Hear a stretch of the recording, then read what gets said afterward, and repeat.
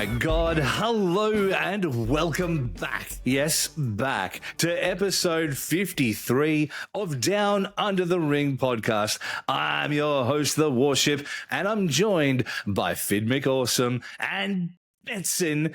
And today, before we get started, guys, we have to take a little bit of a somber tone. A little bit, bring it down, bring the energy down just a bit. Now, Phid, I know you really wanted to handle this, so I'm going to pass the mic to you and let you do this part. Yeah, look, as probably the older guy here in the room, the older member of the Down Under the Ring crew, and probably felt by a lot of children of the 70s and the 80s, we lost a legend in the past week or so, a WWE Hall of Famer. He was someone who meant a lot to a lot of us, and to be honest, we'd all been looking at him over the last few years and going, it looks like it's getting close. He's a guy who in the early 2000s revived his career with a reality TV show and showing us how he runs his family and all that sort of thing. And I just really wanted to take this moment to wish WWE Hall of Famer Ozzy Osbourne, all the best. Rest in peace. You will be missed. That's enough of that. Yes. Huge news this week. Obviously, we've had not one, but two WWE Hall of Famers pass away in the Prince of Darkness, now the King of Darkness, Ozzy Osbourne of Black Sabbath fame, and also the immortal Hulk Hogan gone, right? Yeah. So in a completely and utterly crazy situation as well, on both accounts, really. Now, I don't really want to get into the politics of this. I don't know if you guys are the same, but it's real divisive. It's real divisive, and I know some people got some opinions on it, and other people got some other opinions on it. It's feeling very right now, and I don't really want to touch that. I do not want to put that into Crippler Crossface because really that's the situation. That's kind of how it feels to some people. So I think it might be best if we just, Oh, look, I know I did make the joke about it, about, children of the 70s and 80s and stuff, but genuinely I was torn this week when the news came through because I was a kid of the 80s. And you cannot be a kid of the 80s and a pro wrestling fan, and you'd be lying if you said that Hulk Hogan wasn't, if not the reason you became a wrestling fan, then at least a huge part of it. And definitely the reason that you stayed a fan too. If it wasn't the original reason, it was contributing factor as to why you kept watching. Oh, absolutely. So I was a fan in the 80s with WWF, and his rivalries with Savage and Ultimate Warrior and all those sort of guys were a big part of why I became a wrestling fan. And what brought me back to wrestling in the 90s was the NWO, and that was, the big HH brother on that one as well. Absolutely. So as much as, look, all you have to do is follow me on Instagram to see my thoughts on Hulk Hogan. But I do think he's an important part of pro wrestling life. And like I said, I was torn because, how do you divide how you feel about the man Terry Bollea and the character that was a huge hero to all of us in the 80s. Yeah. Yeah. And look, I'm sorry to cut in because I feel like it's been me and then you and then me and then you. Sorry, Betson. But I will say that I think that it's kind of shit, regardless on how fucking terrible as a human being he may or may not be right now when you have a grieving family to really just come in and be like, who's a racist piece of shit? Like I get it. Trust me. I get it. But right now you got a grieving family. You got a grieving family who are dealing with this massive news. So I would ask that you guys just be a little bit respectful, and not you two, because, you're close, but really the people who are listening, be a little bit respectful of the situation, and let's just not touch it. Yeah. Let's just leave it be. I can't make that promise. I don't want you to. We're not going to talk about it again, though. That's the kind of point. You say whichever you want on the socials. Like for me, that's the vibe I have. I'm sure that Well, we don't need to bring ourselves into that conversation because really, is it the place for me to talk about it? No, I'm not. Yeah. Look, I'm not that's what I want qualified. to say. All respect due. Like, I'm not going to take away anything from what he has done to this industry that we love, and you do not get the industry that we love without Hulk Hogan. No. And look, we're going to have the same conversation imminently when Ric Flair passes. We're going to have the same thing when Vince passes. I'm fucking astounded that Hulk Hogan didn't survive Ric Flair. Oh, 100% astounded. Same. Like, it's wild to me. Yeah. Because all love to Ric Flair. The motherfucker looked like an animated corpse for at least 10 years now. At least. Have you seen this week? Like, we've had the passing of Hulk Hogan and all that, and all he wants to focus on is how his daughter's being booked in WWE on every interview he's on. Man, look, we could wax this political for hours here, and look, I know that we all have a very similar opinion in general when it comes to all of this. Yeah. But at the end of the day, like I said, we got wrestling to talk about. We got other shit to talk about. So much other shit because we've been gone for fuck me so long, like an obscene amount of time, and we do want to send a bit of a I'm sorry for that. We've had a lot of shit going on. We haven't really been able to get together to do this for a bit. It's been a weird situation where all of us at the same time all had life changes happening at the same time. Like, what are the odds? Yeah. Everything's happened at the same time, and we're all, then when we were good to go, one of us got sick, and then the other one got sick, and then there was other stuff happening. I just felt like every time we were about to kick in, something else went wrong. So a big apology to everyone who is a loyal listener, a loyal watcher, or both of those things. We just haven't been able to get together for it. But we're here now, and that's the most important part. Yeah, hey, look, it's been that long that I've had to go and cheat on the boys by going on another podcast. I saw that, you fuckhead. What the hell, man? It's been so long I grew a beard. Right? And I wasn't even sure you could. Me either. That's how long it's been. I'm impressed. I really am. You're kind of in your evil Cartman era, though, now. You've got, like, the goatee now. And I don't know if you're going to be the bad guy or the good guy when we do this. So we've always had these gimmicks, except when I am, like, oh, no, I feel like shit. Maybe I'll shave. Oh, God, what did I do that for? I'm an idiot. That was an impressive era. Yeah. It's happened way too much as well. Yeah, I'm not a fan of it whatsoever. So I'm glad to be on that. But hey, we've got so much stuff to talk about at this point. Man, TNA, it feels like, didn't even exist when we weren't here last. But since then, we've seen it really blow up, right? We've seen a lot of interaction between NXT and TNA. It's been a wild time. We've got SummerSlam coming up. There's so much happening with that too. It might not even happen for a couple of people. We got a lot. And we had AEW have an absolute banger of a stadium show. Incredible show. So it's not all WWE that we got to talk about. But yeah, it's certainly been gearing up for wrestling in general. Yeah. And I'm not sure where you guys want to start in this. I'll start things off, bro, because I really want to have a chat about this TNA situation because when we first started this show, I think we had TNA listed on our bio but never talked about it.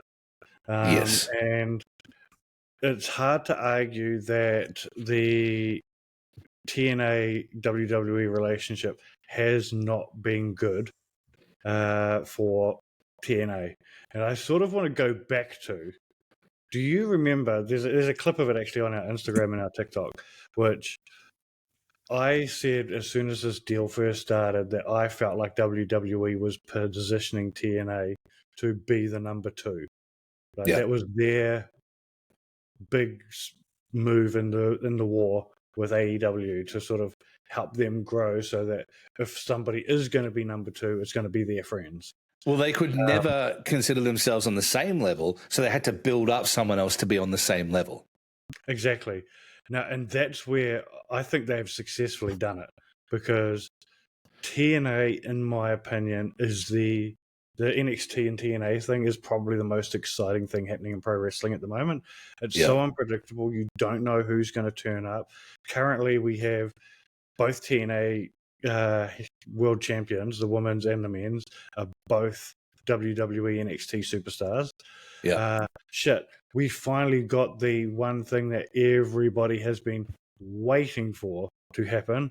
And AJ Styles returned to the Impact Zone a couple of weeks ago. Hopefully that becomes a thing as well. I want that to become a thing. I want that for the TNA fans, especially the TNA loyal from like 15 years ago. Back when I was watching TNA Impact, and he was my guy. The King of the Mountain era. Yeah. It's some of the most exciting stuff happening in wrestling at the moment. You just don't know what's going to happen. I mean, we're getting Santino wrestling on WWE TV this week. And don't forget as well, you've got Enzo Amore showing up and cutting a promo and then wrestling and then winning in like 2 minutes. So that was so when I saw that announcement that Enzo was going to be at Slammiversary, I was like, well, this is going to be a bit of interesting when it comes to the WWE relationship, because he's persona non grata, right? Yeah. I guess not. I guess not, because he's certainly got given some flowers at the show. So it's kind of crazy to see. And then obviously you've got the back and forth. We've had a few people sign to WWE deals like Jordan Grace. Joe Hendry is essentially a WWE guy in a lot of ways at this point. And we're really starting to see that back and forth. Trick going over there and really, really trying to be the guy there and really positioning himself as like not just an NXT guy who's coming across, but actually as a defending champion. The thing with the Undertaker makes TNA a more appealing place now when you've been released by WWE. Like, it's like, do you want to go to AEW or do you want to go to the place that's still connected? You've still got a good chance of being under the spotlight of WWE by being. Do you want to stay in the system? Yeah. And that's the thing too, because when you go, it's done. You know, you got to show up in AEW, you get yourself your brick wall background, and you're donezo. Like that's it. Once you get to that point, so having a place that you can go because they're not using you or whatever the case may be, having a place you can go and really show yourself and really put yourself forward again, that is still tied to the company but not directly the company. That's only good for wrestling. Yeah, exactly. So the likes of our girl Indy, right? She was released. She's now on TNA, but there's a very good chance we could see her any time now in a WWE ring again, and she's not even signed to the company. Yeah, and that's the thing is there's every chance that we can see those people who have been released start to make their way back and forth as well. They're like, Elijah, Ezekiel, all of those people. Yeah. Elias, he got injured, Elias, right? Doesn't at TNA. Yeah, but as far as I understand, he's just copped an injury. Potentially, I'm not following it that close. I believe he's just copped an injury, so he's currently not active. But there's no reason why they couldn't have him come back in a WWE ring. Or have one of his brothers at least go over to TNA and tag in for him. That's it. He's got so many. But yeah, so I'd love to hear what other people are thinking about the TNA relationship. MGB just made a really good point in TikTok chat, and I think he's actually hit the nail on the head. Like, he's waiting for them to get a good TV deal, and I think that there's literally all that's stopping TNA right now from being the number 2 as a good TV deal, streaming deal. Because their shows, at least their TV shows, not so much their pay-per-views, although the last pay-per-view was a huge one, but their TV shows are looking more packed than Collisions and Dynamites at the moment. Yeah. I think it's definitely the thing. We've been talking about that for a while as well, though. We've been saying all that really needs to happen is that TV deal, and it's really going to make a difference long term. So I think they're in the process of that. WWE is going to help them leverage that. Yeah, absolutely will. So, I think it's all good news. And NXT honestly has been banging lately as well. Like I've caught a fair bit of it. And I've actually been really keen to catch it and watch it, rather than there was that period of time not that long ago where it was kind of like another show to watch, Yeah. Well, if you're in Australia, I don't know if it's in New Zealand available, but in Australia, if you've got the Tubi app on your TV or on your phone, Tubi has TNA now. So, awesome! I didn't even know that. That's great. Yeah. Also got a bunch of great documentaries on there, like independent pro wrestling docos are on there. Heaps of them. Well, honestly, I watch it for the shit horror movies, like the Ginger Dead Man. Like that. That's why I watch Tubi. That sounds great. Mate, there's one, the Ginger Dead Man versus Evil Bong. Classic film. You have to watch it. It's got Gary Busey as a murdered criminal who's got killed, and his soul goes into a gingerbread cookie. It's terrible. that can only be two eras. That's either right in the guts of the 80s horror, or it's that weird period in the late 90s where they were making really shit B horrors. Yeah, I think it's that. Honestly, I think it's the latter of that. It also has a lot of the Winnie the Pooh, the Blood and Honey, and all of those horror movies on there as well. So, oh, shit. Okay. Yeah. Definitely worth a bit of a look if you're into your horror film. Or TNA if you're into wrestling, which I'm going to. Oh yeah, I suppose we go back to the wrestling side of things as well. If you like wrestling, I guess you can watch that there too. Now for myself, like, is having someone being someone that's never really watched TNA ever, right? So knowing that it's on Tubi, big win. I'm able to go check it out. Yeah, but additionally, huge, right? Yeah, it allows me to look at this, I think, a little bit differently to the way you see it. Okay. Now, understandably, I could be completely wrong as well. The way I see this, for the longest time, WWE has been the number one and would continue to be so. Yeah. Even in what then became the Wednesday Night Wars, AEW, it was never AEW versus WWE. It was always consistently AEW versus NXT. Yeah. So right now, I think what this essentially semi-acquisition of TNA is simply a reflection of AEW's purchase of Ring of Honor. Yeah. I can see that. I can absolutely see that. In the same way that Ring of Honor is a really good way for them to get independence, like people just come in for a show, but then see them and then potentially bring them into the AEW machine. TNA has the exact same potential. They can bring, indie heart, like people that are no longer on WWE contracts. They can come in under a TNA contract, so it's cheaper. It doesn't lock them down, as knowing full well that Indy was here in Melbourne only a couple months ago as part of Renegades of Wrestling.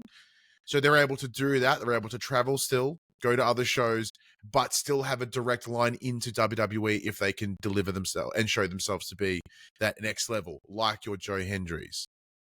So do I see them, in your terms, it's position them to number 2? No. I see them trying to make that number 3 because the way they see it is WWE, NXT, TNA. That would be their goal.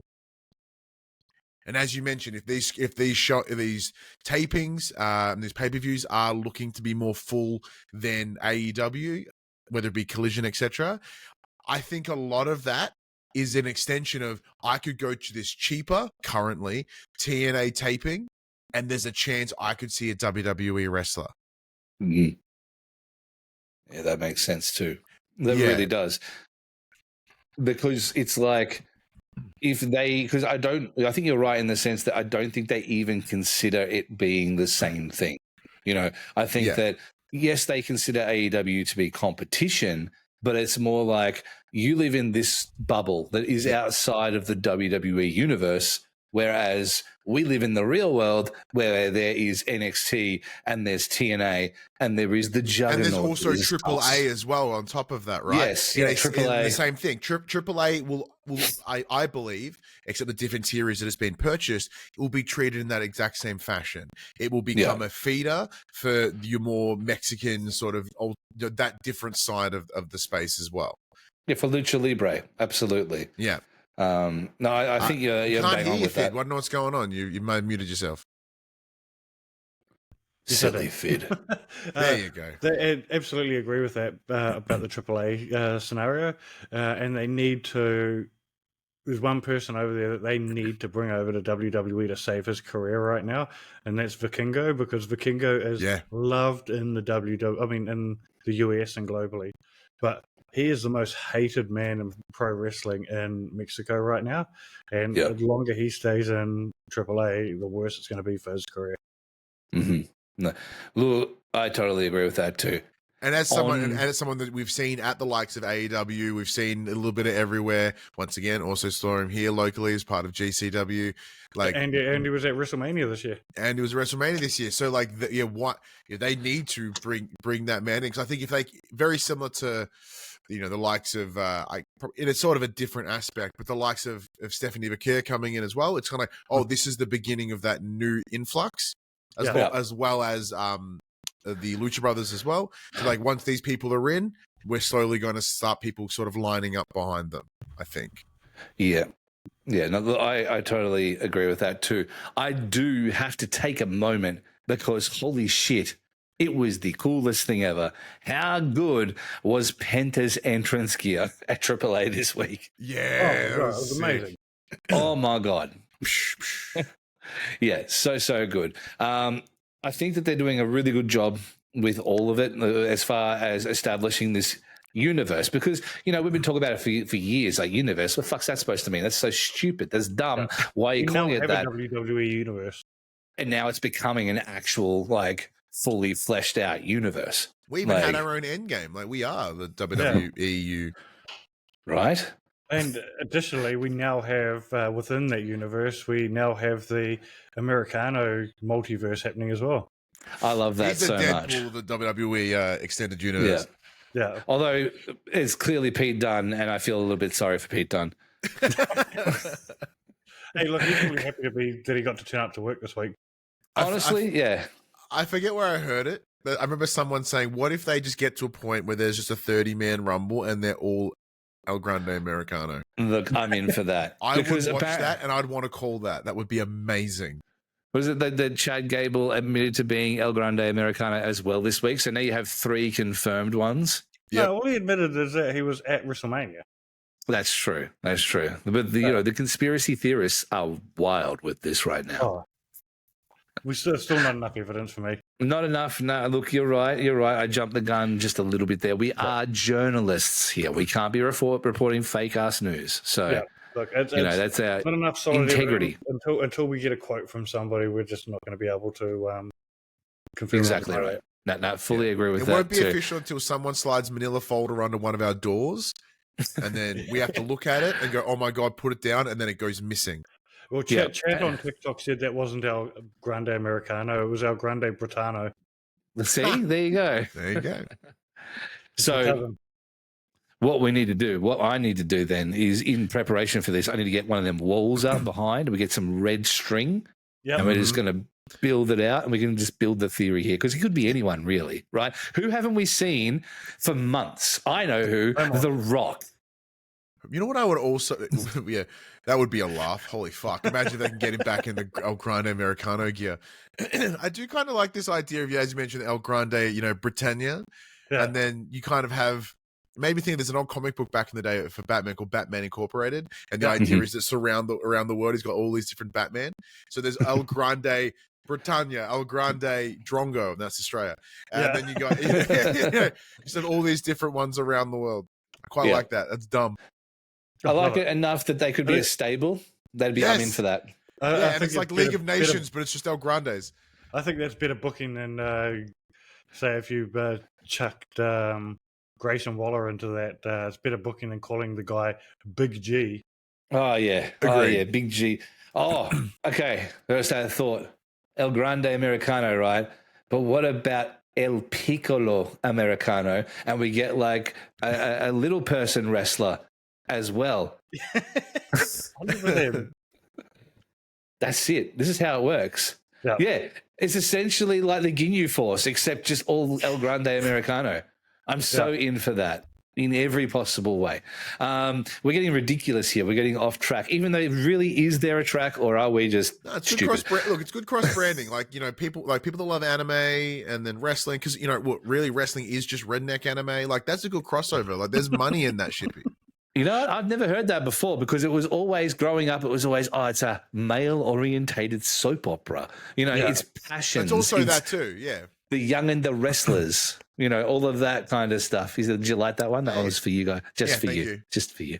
But that's the gimmick, though. It's always been that, right? So to hear it be like an anime, I'm all in for that with the wacky intros. It makes it sound way more appealing, and I love it wrestling already.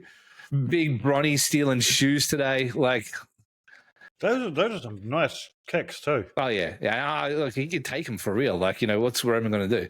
Yeah. But I do want to talk about something, and I know you do as well, Phid. Did you like that transition? It's been a while, in the words of Stained, since I have done that. I think that was pretty good, and calling it out makes it even worse. So I'm feeling good about that. But just recover with your best Stained impression. It's been a while. We'll get demonetized. That's it. Loved it. We will. We can't say anything else. We might get demonetized. That was pretty much. That's it. Boom. That's it. Okay, but here's the thing. How good was the CM Punk Gunther promo this week? Great. It was good. It's not up there on my Mount Rushmore of CM Punk promos, but it was good. It was the first time in this rivalry where I felt like there was some balls in this.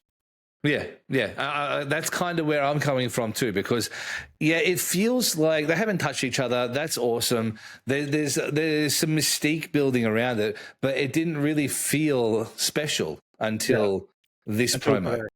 Yeah, and this is what kind of took it from a mediocre sort of thing where, you know, he's going to lose, blah, blah, blah. It was from that to now it feels like there are stakes, and it could definitely be a go either way kind of situation from here. I still don't think CM Punk's winning it. Oh, either do I, but it's more possible.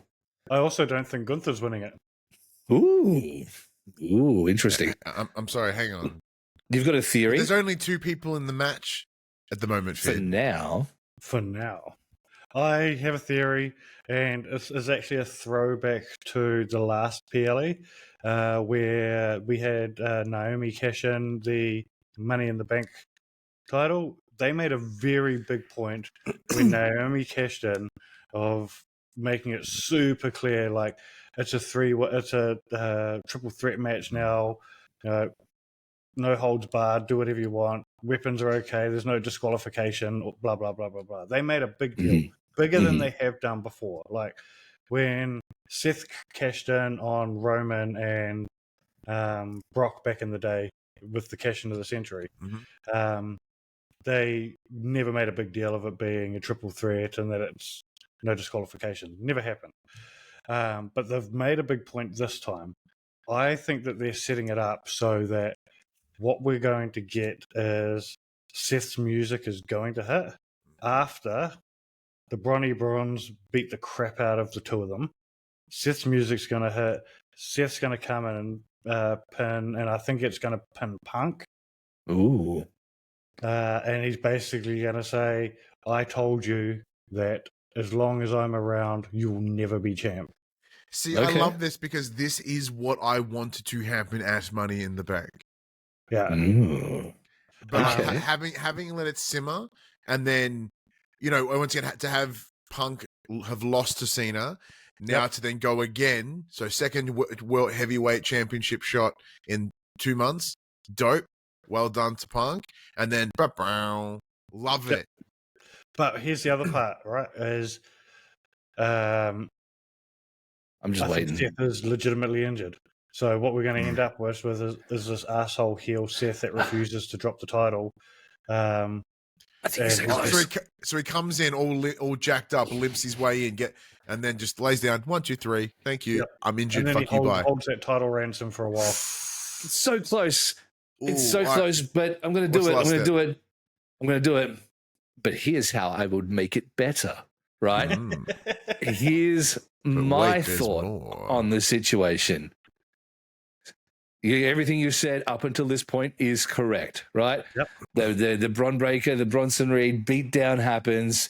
Yep. Burn it down happens. Bron Breaker scares everybody. Seth hobbles to the ring with the briefcase. grabs a microphone and says, now, I'm stupid with my loud voice. The gimmick is that I'm too hurt right now. You know that.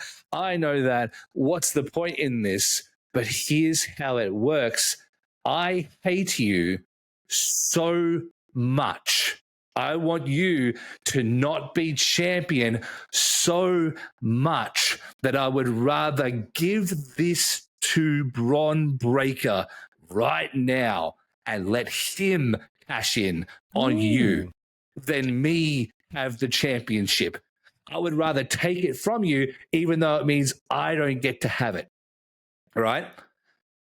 It creates an entirely different thing. Bron is on fire at the moment, legitimately on fire at the moment. Like, can do no wrong, right? Titles change hands. Bron Breakker is champion. We all celebrate. Over the months leading into Seth coming back, there's a power switch because all of a sudden, give me the fucking mic. I'm the champion. I'm not Bron Breakker. No. You know who I am is Ron Steiner, right? My family built this shit. All of this shit. I never got a chance to see it. I'm all for this only on the stipulation that he changes his name to Steiner because he should have always been a Steiner. As much as I think that is how you could get it to happen, right? And then Seth comes back and he's like, okay, now funny, haha, joke's over. Give me the belt.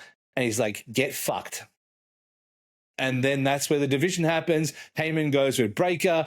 And then I don't have to see Seth in the main event for a while. You are aware you've just booked like the next year. Oh yeah, standard Shippy booking. Yeah, that is. But that's what I think would be great. Then you can take the title. You know what you could do then is if you want to continue this fucking feud, right when Seth's about to beat Braun, Cult of Personality plays. Oh yeah, and then Punk's like, "Suck my dick." Yeah. But here's the thing: I don't want to see CM Punk as champ. I don't think he needs the title. I don't think he needs it either. I think at some point we give him a final run as champ just before he retires. But at the moment, we don't need it. He's still an active pro wrestler, but he's not a dude that needs to be holding that title away from younger wrestlers. And I love the idea. I love the end of this booking where it's constantly just him and Punk stopping each other from being champ. And they don't have to have it for the belt at all. It could end up becoming for the belt near the very end as the final full stop of the situation. But I think you can't actually book a winner because they both, at that point, will need it more. See, I think with someone like Roman having a lot less dates these days, the fun story of that forever sabotage between Roman and Seth is always going to be amazing. But Punk is going to be around more. So replicate that here, but then you always have Roman in your back pocket. Yeah. It's quite smart. Yeah. That's really smart, actually. The only caveat to this... You get the benefit of both. Yeah, exactly right. The only caveat to this is I'd switch the other belt. I'd give the other belt. I'd put Punk in Cody's path instead. If you want to put the belt on Punk at some point, I'd put it on after Cena. Punk, sorry. After Cody inevitably wins the belt, I'd have it go there. If you wanted to make it those two for the championship, I would rather it be for that belt, not for the other one. 100% agree with you on that one. And saying that, let's have a chat about that title because where do we see this ending at the end of SummerSlam? Obviously, this is going to be the main event of night 2. WWE Championship, John Cena versus Cody Rhodes. The current biggest prevailing theory is that this is when Cena turns face. A double turn. I think we see a double turn. I think it's going, but I don't think we see a hard turn. Like we saw a hard turn from Cena. I don't think we see a hard turn from Cody. I think what we end up seeing here is what Cody was, in my opinion, actually trying to do when he was in AEW. I think we see the slow turn. The Homelander. He doesn't think he's the bad guy, but he is actually the bad guy. Essentially justifiable. We're getting the Homelander story. Yeah, I get it. I think that, as TikTok chat is saying right there now, is not enough good guys right now. That being said, Actually, Cody, that is true. Aren't all the champions currently heel? yes, Ooh, pretty much. look, that's fun. But It is. But as it stands, he's become Cena for merch, and unless you double turn and give the people back that by giving Cena again, you need to. This year has to be a double turn because you need Cena to finish his career as a babyface. And in October, we'll get to see him as face John Cena, and I want that. I want that very much. I want. I'm not sure if we get that. Sounds. I don't think we get that without The Rock, though. I think The Rock needs to be the catalyst to turn him again, because otherwise that whole thing is pointless. Well, yeah, he hasn't done this in a while, so exactly. Well, maybe no, Travis Scott's not rocking up, so at least it can only be. Well, then who will fucking light the sage on fire? I'll do it. We can't do wrestling turns without sage or beatdowns. Fuck. Can't punch Cody too hard in the fucking head and legitimately give him a black eye. God damn. Only real turns have blown eardrums. Look, I feel like Cena's still not winning. Not losing. I think Cena's still got more time with the belt. You reckon? I do. Who do you think takes it off him? Well, see, why I ponder that? Because I'm in Phid camp. I believe that the belt will change hands at SummerSlam. However, very similar to what you said, Phid, it won't be a complete double turn. I don't see Cody going from 0 to 100 immediately. I think he cheats. It might he'll push him to a limit, and then he'll cross that line only just like this much, and have that and once again Homelander, and then that kind of that slow grin of like, I just got away with the bad thing. Yeah. And then that rapid decline starts happening. Exactly. I can see it. I can. I reckon we get that boring. exact shot, that literally side shot of him doing the realization grin. I fucking guarantee it. Yeah. Oh, 100%. But actually, I changed the plan. I can't guarantee it, but I fucking want it. Fuck it. Double down. Guarantee it. Fuck it. All in. Here's the thing, right? This is where I sort of sit on this camp when it comes to Cody, and I feel like I'm not the outlier in this. I feel like Cody has become stale since he finished the story. So why give him the fucking belt? So why give him the fucking belt?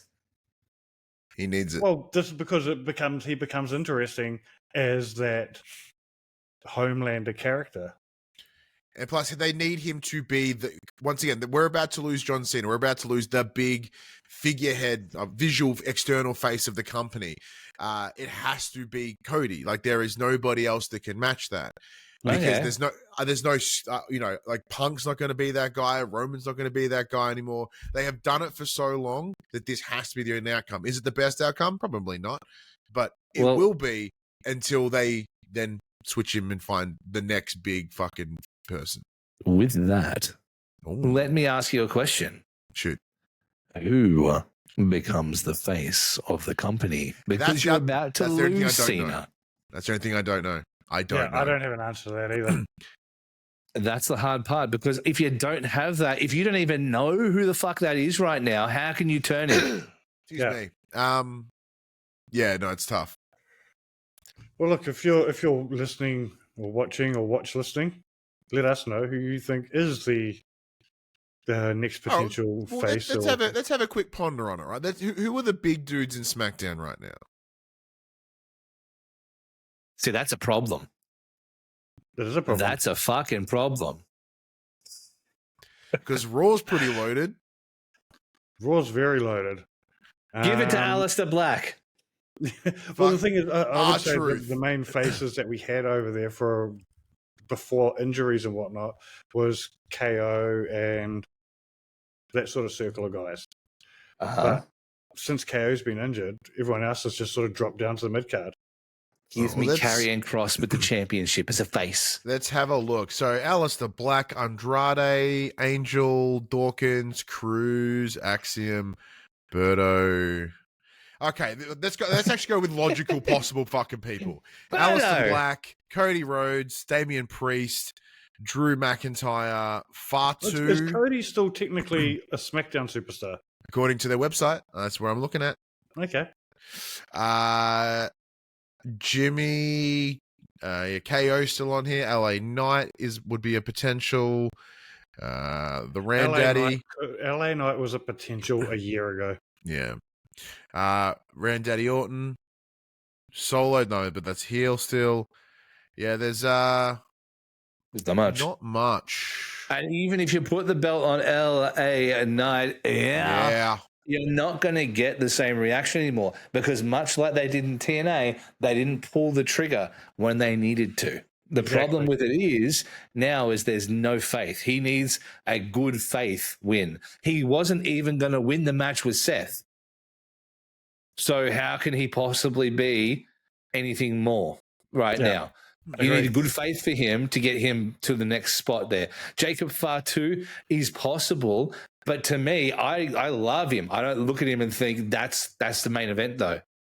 Right now, 100% agree. I don't. I'm with you on that. I think he is upper mid card, and he is great. He is amazing. I think he has potential to be a merch selling machine. But as much as I would love him to be, he's just not. Yeah. But saying that though, there does seem to be complete disregard for who's actually on what brand these days. Does that change anything? Who are you bringing over to SmackDown to change it? I have no Who idea. is That's a face the right now? open question. Who is even a face? Actually, that's a very good point. Where the fuck That's are the where are all problem. the faces at? You got CM Punk, you got Cody Rhodes, It's a heel you got company. Randy Orton. Just Penta, I guess. Big E. Bring him back. I don't care if his neck is sticky taped together. I would just shit my pants. That would be so fucking I would cool. shit your pants if he came back. That would be amazing. I would Apparently, give we're you my supposed to get a pants. draft soon, according to chat. But I was going to say, been- it does feel like they've there was a been talking draft, but even about then, it WrestleMania. doesn't answer the question. no, No, it doesn't because I'm asking and I'm not getting answers. Then that's a problem. That's a it almost feels problem. like we need a hard reset.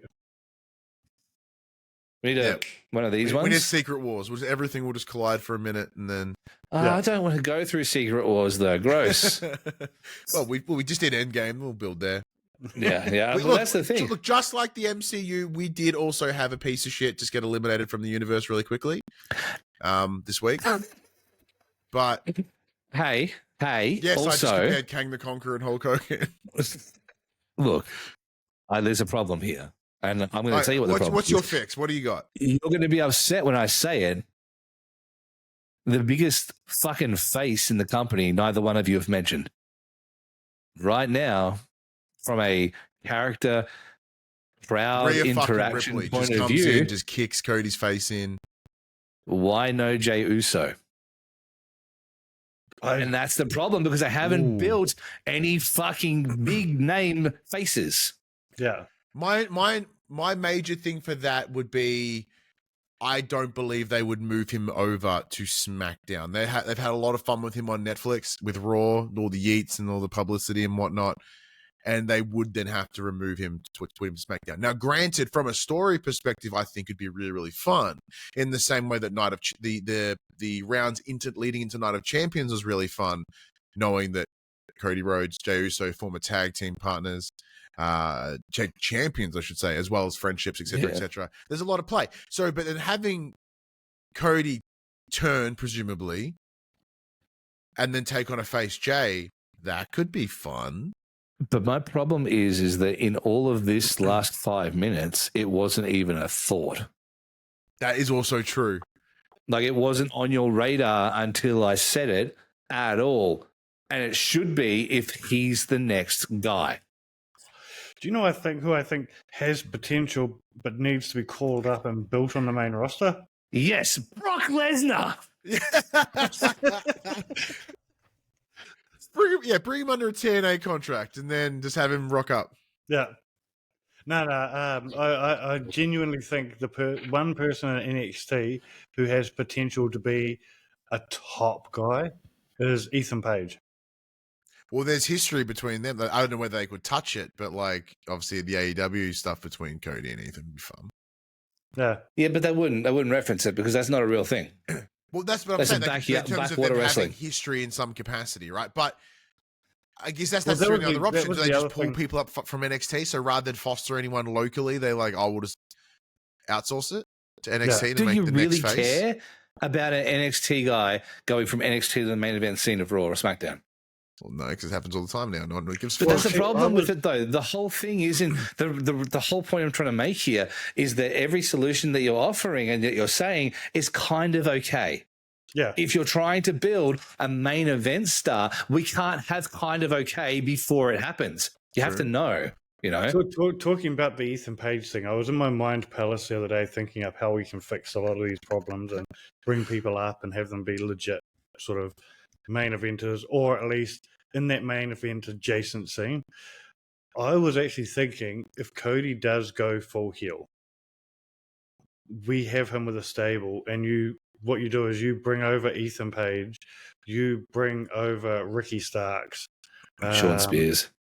Basically, you start bringing in these AEW people, not referencing it, but it's like the I know you know sort of thing. We just call it like All Awesome Wrestling. They literally call it Cody Island. Like we used to call AEW his what about the No Jericho's Club? And then he can come back, but only one of him. Only one Jericho. We get to pick which one. Okay, so in that case, Shippy, what's your pitch? The new name for that stable in chat, the New Elite. See, elite, more elite. Even more elite. That's the problem, is because I don't have one, right? If I'm thinking about it from the only possible scenario that you can have is that the only thing would be if you position Randy Orton. And then you would need, in an ideal world, right as Cody's about to win, Orton hits the RKO. Yeah. I don't think he wins because I think you need to be in a situation where Cena is still important, but you need to shift the focus in such a way that gives you a definable face and a definable heel. I don't think they will pull the trigger on Cody turning heel. And I might be wrong in a couple of days' time, but I think he makes too much money for them kissing babies. I know he's stale as fuck. Mega t-shirts. Can I ask a follow-up question? Because we're talking about the idea right now in that the answer is it will switch because it makes the most sense to allow Cena to be face on the way out, right? What if, as Shippy predicts, Cena retains, the turn still happens, and then Cena holds it until, say, December, and Cena goes out on his back, transitioning Cody into the new big fucking heel? See, that makes way more sense. That does make sense. Way more sense than having him drop it now. I still think it's too early. I think if you're going to do it that way, you need to start dropping those seeds now, though. Yeah. And you still need to have the heel tendencies coming in.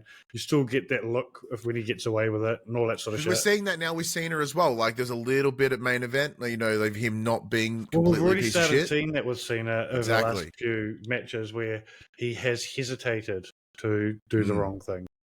Okay. So if they both start doing it in unison but in different directions, I think that would be a little bit of comedy here. But what we do is over the next few months. Sorry, but that does also mean in Cena's final run, he's had at least 3 Cody matches. Like, yes, finite dates. Do you want to wrestle Cody 3 times? Like, but it does establish Cody as the guy. It does establish Cody as the guy because he has those extra matches with him. Well, let's take it into a funny direction, though, right? So over the next few months, we see Cody. He's got a shovel. We don't know what he's doing. We don't know where he's going.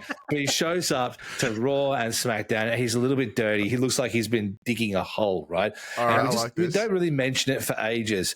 Now, we head all the way to the last dates. Cena's still champion. And then we have a situation where Cody's wrestling Cena. Orton comes out. He's all like, you can't do that, Cody, you son of a bitch. How dare you turn your back on the fans? And then he RKO's Cena, right? But because Cena is John fucking Cena, he gets straight back up. Attitude adjustment.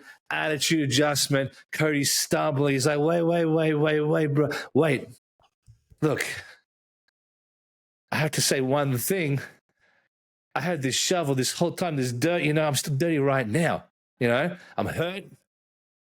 But you'll never believe who I broke out of prison. And then all of a sudden, Ted DiBiase Jr. is behind him. Bam, we get a new legacy, and it's the best thing ever. I had no idea where that was going. I was expecting you were getting to a buried alive match, like literally kill Cena. I'm like, that would be fun, but why not? And then we have the legacy, the greatest stable of all time, except now Cody's at the head. Yeah. I would drop my mic, but I'm afraid I'd break it. And the worst part is I don't know how to counter that, so that has to happen. Yeah, it has to happen now. Okay. Look, Paul, if you're watching, and I know you are, royalties, straight to me. Well, on that All note, right. we've probably got to the end of all of our speculation when it comes to SummerSlam. There's a whole bunch of other matches. A lot of them are meh. Hang on. Well, in that case, there's one match that we'll give a quick one on, right? Yeah. That is the triple threat: Rhea Ripley, Bianca Belair, and Naomi. No, not Bianca Belair. Sorry, my apologies. Io Sky and Naomi. Naomi just grabs herself the title. Will she hold it for longer than like one PLE? I sincerely hope so. I think this is the only way to continue the Rhea has not been able to beat Io. Yeah. So Naomi would have to eat that pin. So I've got Naomi winning it, and I've got Naomi winning it because Rhea gets so fucking frustrated that she keeps getting near misses on Io. Now, granted, this is only because how much would I like to see Rhea Ripley versus Stephanie Vaquer at Paris? And granted, every decision I'm making is just to ensure that happens. Just leading to that sucks match. For Naomi, I'm really sorry. What was Rhea's match in Perth? Was she champ or was she? Did she? She was champ. She was defending against Nia Jax. She came in as champ, right? Correct. Yes. So I think whatever we do here has to build to her going in October, having win the title or winning title here. Yeah, look, I'm in for that. I'm happy for that to see old mate do the thing. Like Ripper's Naomi in October. That'd be okay. I'd be all behind that. Yeah. Yeah, look, honestly, I've only got one more thing to talk about, and that is odds on that at SummerSlam, Dominic Mysterio comes out in full Eddie Guerrero gear. Because I follow a couple of people who do wrestling gear for WWE, and one of them put together a Eddie tribute set with just the gear and nothing else attached to it. And it is the set that has the green to purple to red flames. I saw that same set. Yeah, it's possible. It had the same look for on the chest piece as well. Yeah. Honestly, is there any chance AJ wins? Not if he's coming out in Guerrero gear. I don't think so either. No, I don't think so. When's this TNA match though? I was going to say I think AJ this is goes to SummerSlam. build a TNA match next. No, but when is AJ's TNA match though? We don't know. He doesn't have one yet. Didn't they hint at it? Like, isn't it coming? No, he turned up. He put over the new champ in TNA, and then he basically said about that one last match. We'll get to that later. Okay, the reason I ask because I think that would dictate, like, you don't want him to like eat it just before they go to TNA. I think he eats a pin and goes back to TNA for a run. Oh, okay. Yeah. Oh, actually, I love that. Because that seems like a bad thing. You're like, no, that's the thing. It's not a bad thing. It's a good thing. Absolutely. All right. Well, look, honestly, I don't know if you guys care about much more of the card. I do, but I feel like we've been doing this for long enough. I'm tired of this now. Yeah. The only thing I was going to ask you guys is they've been building this as sort of being WrestleMania 2.0 for the year, right? Summer WrestleMania. WrestleMania, what are we at? 41.2? how are you feeling when it comes to the vibes on this PLE? Because I have not been hyped at all for it, and it's a big 2-day extravaganza.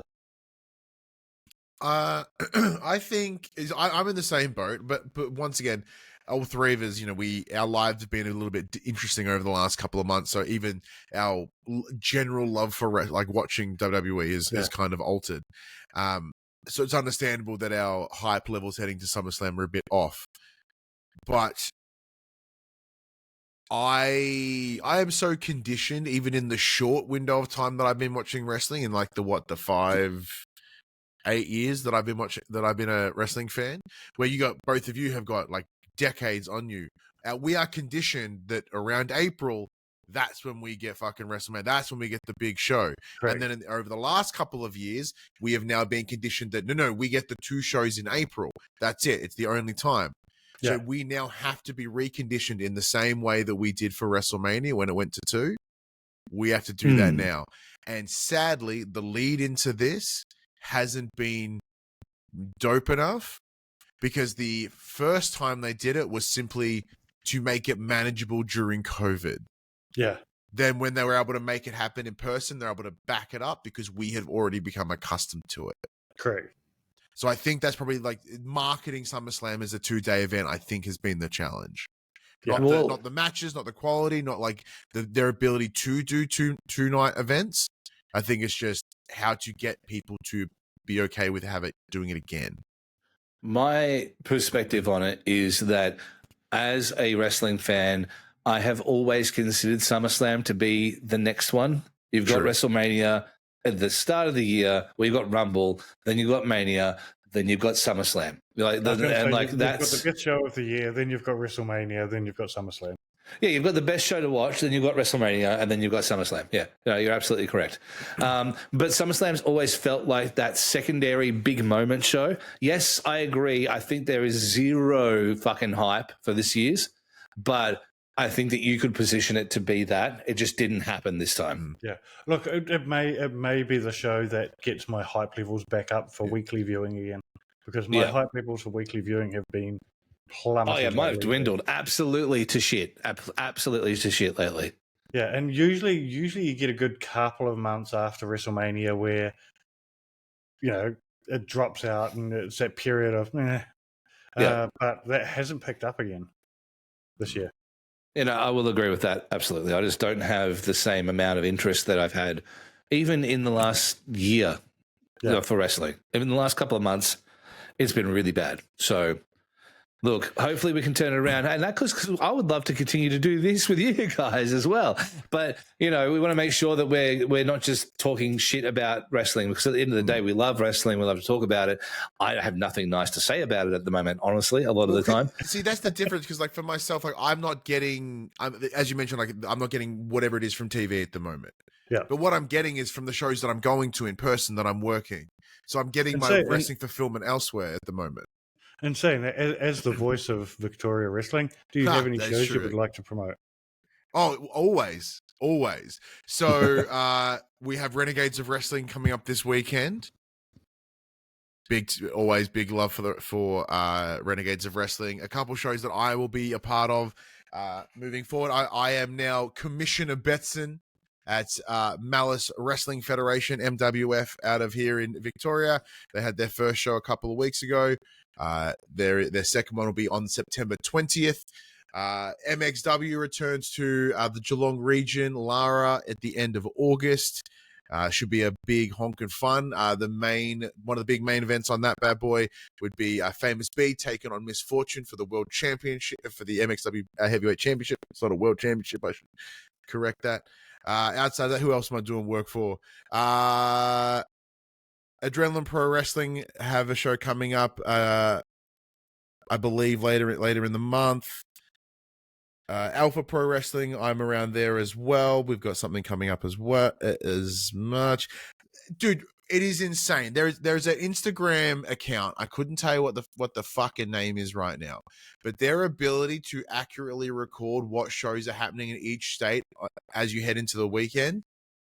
whoever holds that Instagram, you're the best. If you care about When you independent find it, professional share it wrestling, with me, dude, because it might be good. I'll find it for you right now. It But might yeah, be good so for us for a source for each week. absolutely. So what I look at, Ringside Australia is the name of the account, Ringside Australia.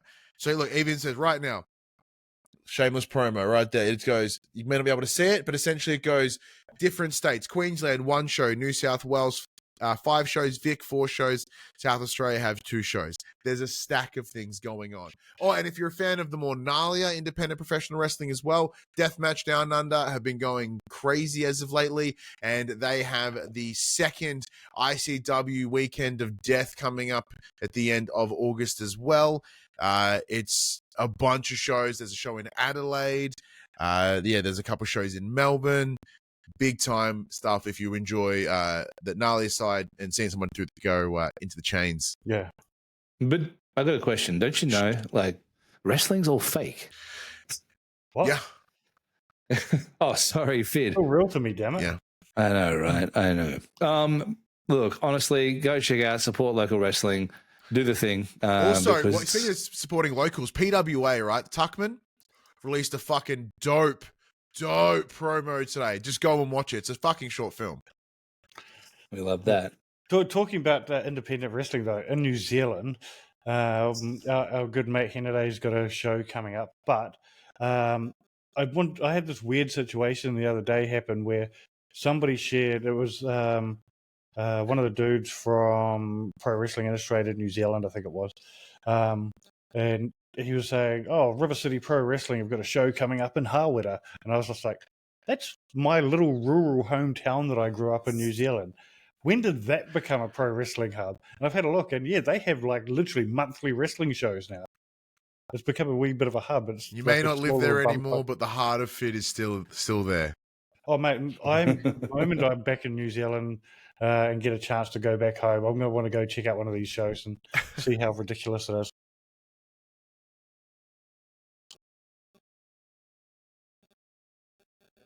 That's Are you with us, Shippy? a nice pregnant pause. That was awesome. I enjoyed that. You are muted, Shippy. Oh, he's just chuckling to himself. Either way, but there like independent wrestling, as I said, like if you're not feeling it from the television, just go source it locally, man. There's wrestling literally everywhere in every state. There may not be right in your hometown, your little bitty hometown that Phid got to experience, but I can assure you there is one nearby, and it is fantastic. I'm watching all these people see it for the first time, and they see someone hit the mat, and they realize that, oh my God, it is just a little bit of foam and a lot of wood and steel. The best thing, watching them realize that is the best. You stop that. Stop exposing the business and check out WWE Unreal if you want more exposing of the business. Yeah, that's I'll watch that and come back next week and be like, next week. But speaking of next week, that is all the time we have for today. I want to thank each and every one of you for being here. Thank you so much for watching. Thank you so much for listening. If you're on Spotify or anywhere podcasts are, thank you. If you're on the YouTube, thank you very much. And if you're here live with us, hey, you're just a little bit more special. Don't tell the others. If you want, we'll be here for a little bit after the show. Feel free to stick around for the live crew. And to everyone else, thank you so much for watching. Thank you for listening. Thank you for listening. And as always, we'll see you down under the ring.